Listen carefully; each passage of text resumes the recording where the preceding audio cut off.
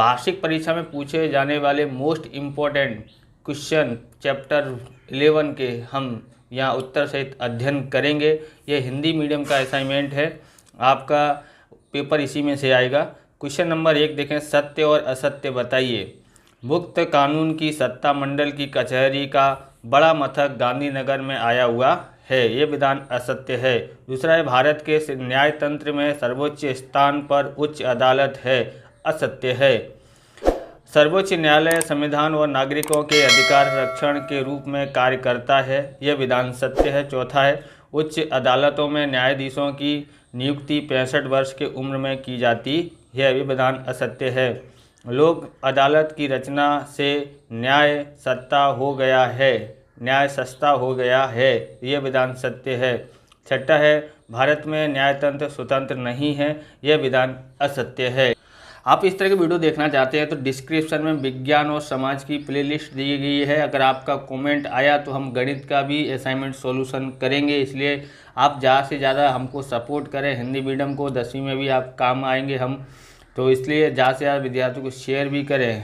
Question number 2, एक शब्द में उत्तर लिखिए। पहला है, सर्वोच्च न्यायालय और उच्च न्यायालय का कामकाज किस भाषा में होता है? उत्तर है अंग्रेजी। दूसरा है, मुक्त कानून की सत्ता मंडल की कचहरी का बड़ा मथक कहाँ आया हुआ है? तो अहमदाबाद में।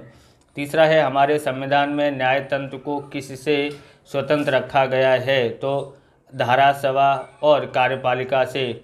चौथा है, ग्राहकों के फरियाद निवारण के लिए किस संस्था की रचना की गई? तो ग्राहक फोरम। पांचवा है, किस न्यायालय का निर्णय अंतिम होता है? तो सर्वोच्च न्यायालय। छठा है, सर्वोच्च न्यायालय के वरिष्ठ न्यायाधीशों की नियुक्ति किस आधार पर किया जाता है? तो इसका आंसर है श्रेणीता यानी सीनियोरिटी के आधार पर। सातवां है, जाहिरात हित के अर्जियों को किस न्यायालय में किया जाता है? तो सर्वोच्च न्यायालय और राज्य की उच्च न्यायालय में। आठवां है, सर्वोच्च न्यायालय के न्यायाधीश की नियुक्ति कौन करता है? तो राष्ट्रपति। तो सेक्शन सी में मोस्ट इम्पोर्टेंट पूछे जाने वाले क्वेश्चन हैं ये। पहला है, सर्वोच्च न्यायालय के निर्णय को भारत के किसी भी न्यायालय में बदलना नहीं जा सकता है, कारण दीजिए। तो आंसर है सर्वोच्च न्यायालय, यह न्याय के लिए सर्वोपरि और आखिरी न्यायालय है, उसका निर्णय अंतिम होता है। इसके निर्णय के विरुद्ध कहीं पर भी अपील नहीं किया जा सकता है। सर्वोच्च न्यायालय का निर्णय भारत की सभी नागरिक और न्यायालय को मंजूर होता है। अगर इसके विरुद्ध कोई भी बोलता है तो उसे सज़ा के पात्र माना जाता है, इसलिए सर्वोच्च न्यायालय के निर्णय को भारत के किसी भी न्यायालय में बदला नहीं जा सकता। दूसरा है, सर्वोच्च न्यायालय को नजीरी अदालत कहते हैं, क्यों? तो नजीरी अदालत अर्थात ऐसी अदालत जिसके रिकॉर्ड सबूत के रूप में महत्व रखते हैं। जब इन प्रमाणों को प्रस्तुत किया जाता है तब इन्हीं की वैधानिकता के समक्ष कोई विरोध नहीं कर सकता। सर्वोच्च न्यायालय द्वारा दिए गए निर्णय या चुकादे स्थायी दस्तावेज माने जाते हैं जो सबको सर्वमान्य होते हैं। इसका है, अगला देखते हैं, इसका उपयोग अधीनस्थ न्यायालय के मुकदमे के निर्णय के समकक्ष संदर्भ के रूप में प्रस्तुत किए जाते हैं, जिनकी अवगणना करने वाले सजा का पात्र होता है। तीसरा मोस्ट इम्पोर्टेंट क्वेश्चन, लोक अदालत के आकर्षण का केंद्र बनी है, कारण बताइए। आंसर है, गरीबों को शोषितों को सस्ता और त्वरित न्याय दिलाने के लिए लोक अदालत का गठन किया गया है, जो अवकाश के दिन भी चालू रहती है। यहाँ दोनों पक्षों के बीच उन्हें संतोष प्राप्त हो, इस तरह शांति तथा सुलभ के लिए समाधान होता है, जिसमें किसी भी पक्ष की हार या जीत नहीं होती। लोक अदालत में धन और समय की बचत होती है, वर्षों से रुके या विलंबित केसों का त्वरित समाधान होता है। लोक अदालत के निर्णय को कानूनी समर्थन प्राप्त होता है, इसी से लोक अदालतें आज लोगों के आकर्षण का केंद्र बनी हैं। चौथा देखते हैं, उच्च न्यायालय का स्थान कड़ी रूप है, कारण बताइए।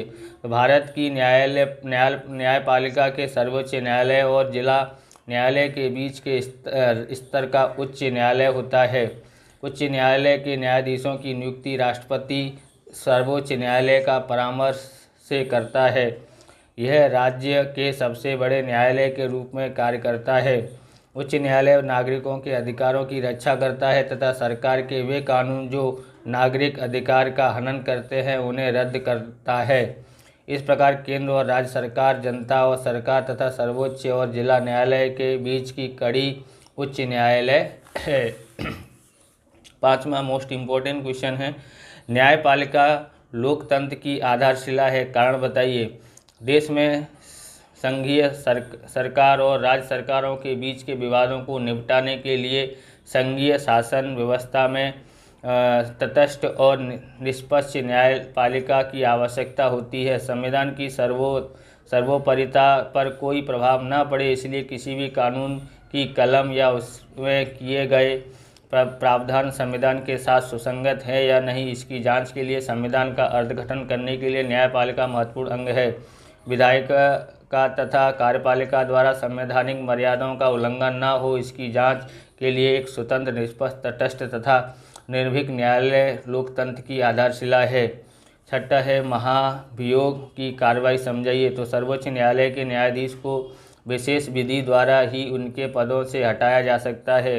न्यायालय को एकमात्र प्रमाणभूत अनुशासनहीनता तथा कार्यक्षमता के आधार पर हटाया जा सकता है। संसद के दोनों सदनों में उनके कुल तथा उपस्थित रहे और मतदान में भाग लेने वाले सदस्यों के 2/3 बहुमत से पारित किए गए प्रस्ताव के आधार पर ही पद से हटाया जा सकता है। इस प्रक्रिया को महाभियोग कहते हैं। इस प्रकार से ये वीडियो पूरा होता है। अगर आपको हमारा वीडियो अच्छा लगे तो लाइक, शेयर, कमेंट करें। चैनल पर नए चैनल को सब्सक्राइब करें। मिलते हैं नेक्स्ट वीडियो में। जय हिंद, जय भारत, वंदे मातरम।